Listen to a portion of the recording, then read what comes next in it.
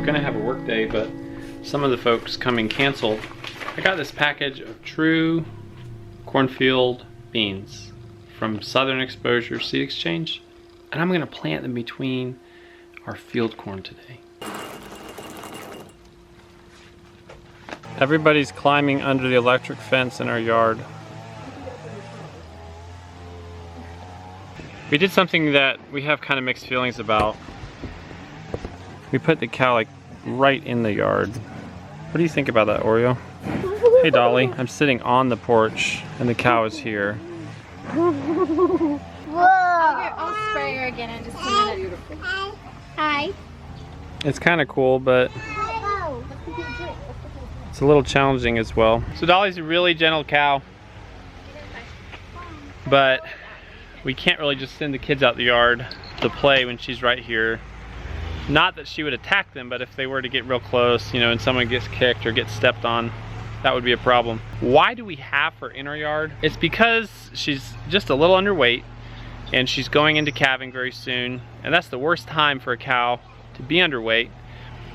And so we're trying to give her the very best grass possible. And it just so happens that the very greenest and most lush grass right now is in our yard. We're just doing our very best to try to get her weight up just a little bit before she calves, and we think that providing her with this really lush grass, we also actually are giving her hay because sometimes they just like having something dry to eat, and also giving her a now increasing portion of a 16% protein stock food.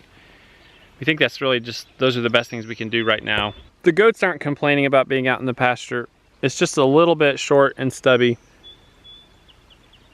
In about 3 weeks, it will be awesome grazing for the cow. Look how big these tomatoes have gotten. We need to stake them hopefully today, and then the potatoes are doing great. They will need hilling very soon. Green beans look good. The purple green beans or purple beans look great. Our black-eyed peas are doing well. This is Grace's little row. She's got okra, tomatoes, beans, corn, and tomatoes all in one row. And here's the later corn we planted, and there's watermelon, a couple watermelons scattered along there. Here's another row. This is the glass gem corn. And then all of these rows back here are Hickory King. The Hickory King corn is a real tall, productive field corn.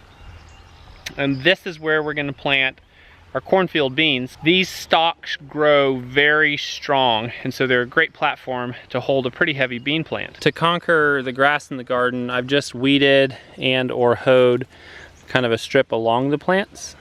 There's actually still a lot of grass out here. I weed-eated this, and then we're gonna mulch over all that to kill it. My dad's out here working on mulching between these rows of corn. How are you doing? Great. Good. I love soil building. One of the things I love about mulching in a garden is it actually makes a really big difference in the life in the soil. If you want to do an experiment, just take a straw bale or a hay bale and just throw it, literally throw it out on the edge of your yard and leave it there. And then a few months later, come back and roll it over, and you're gonna find tons of worms underneath the bottom of it. The bottom of it will have started to decompose, and there'll just be all kinds of worms and fungi growing down into the soil.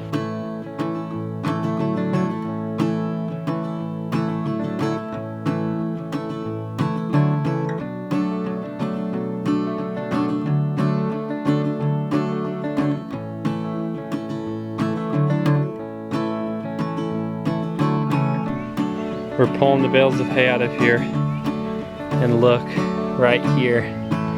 Somebody's been laying in the hay. One of the hens has been coming in here and laying. It looks like every day for 7 days there or more.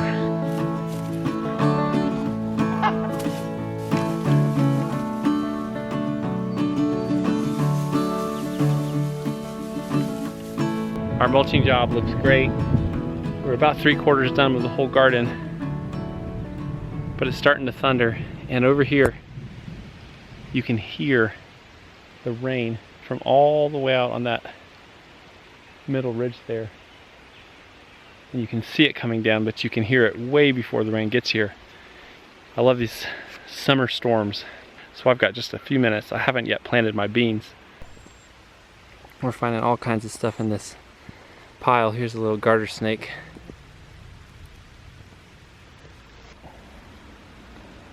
I was kind of cultivating along this asparagus row with my hands before I mulched on each side. And look what I found. I found more grubs than I've ever seen in one spot. And they're digging back down into the soil now, but look at all these. I wonder what kind of grubs they are. Just a whole ton of them. Dug them out and put them in a pile, and then they just dug back down into the soil. We'll let them go back to their ways. Now, I don't really even know what those are. For all I know, they're actually kind of pest bugs that could be eating plants once they mature. But this lower half of the garden is just full of life, the worms and everything. This is where we put 2 big loads of leaf compost, and it's dramatically different from the upper portion of the garden. I'm just going along and weeding around this asparagus so I can mulch and the grass doesn't grow up all through. And this soil is so soft, it's really, really easy to get all the weeds out and just cultivate a little bit like that.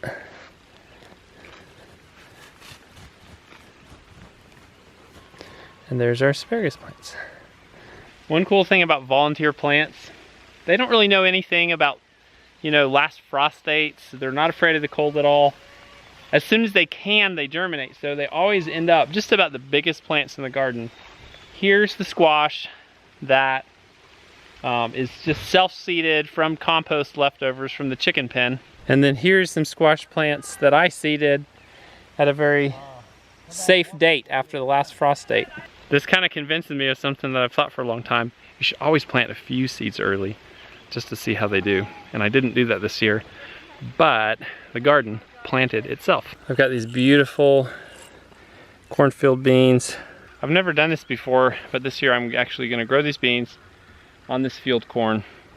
And what you're looking for in a bean to grow on corn is ideally a bean that has some shade tolerance.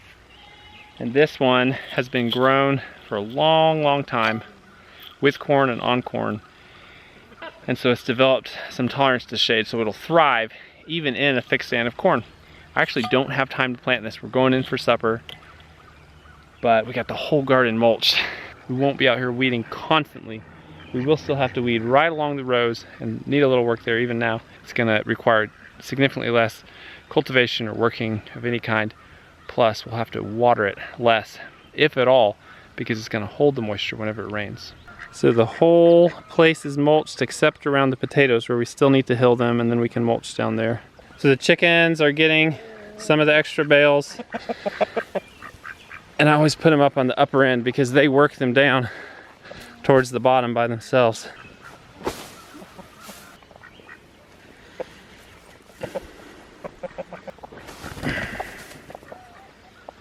Alrighty, y'all have fun. The duck is persistent in laying in here.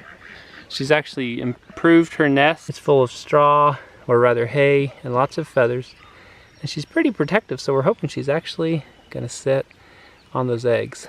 She's not really sitting on them in earnest now. She's just laying in there, and then she hangs out in there a little bit. So hopefully when she has just a few more eggs, she'll really start to sit. I think she's gonna, I've got a feeling about it. And we'll have a little flock of ducks. Well, that was another great day on the homestead, and we enjoyed making this video today. This was a job we've been trying to get done for days. It's basically done now, so that's always really good. You're the one who's laying in the hay bales. Sorry for disturbing your nest, dear. Why do people give so many thumbs up on YouTube?